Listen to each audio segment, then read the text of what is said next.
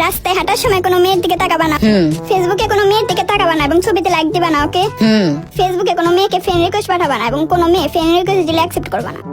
ওকে। TV কম দেখবা, মুভিও দেখবা না, আর দেখলেও নায়িকাদের দিকে তাকাবা না। পেপার পড়বা কিন্তু বিনোদন পাতার দিকে যাবা না। মোবাইলে উল্টাপাল্টা ভিডিও দেখলে চোখ গালিয়ে ফেলবো। তোমার বাসা গার্লস স্কুলের সামনে না? বাসা চেঞ্জ করো। আমার বাবার বাড়ি এটা। বাড়ি বেচে দাও। আমার বাবা শুনলে? তাহলে মেসে থাকবা, এমন বাড়িতে যে বাড়িওয়ালির মেয়ে নেই, আর থাকলে ওই মেয়ের দিকে তাকাবা না। আচ্ছা। মনে থাকবে? এত বড় লিস্ট সব তো মনে নেই। আবারও বলবো। থাক থাক, এত বড় লিস্ট দিয়ে কাজ নেই। তুমি বরং এমন একটা লিস্ট দাও যে লিস্টে খালি কোন কোন দিকে তাকাতে পারবো সেটা থাকবে। ভালো বুদ্ধি। তুমি তোমার পায়ের বুড়ো আঙুলের দিকে তাকাবা শুধু, আর এভাবে চলাচল করবা।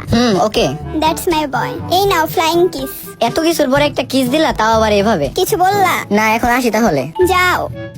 বেবি তুমি কই? হাসপাতালে। কেন?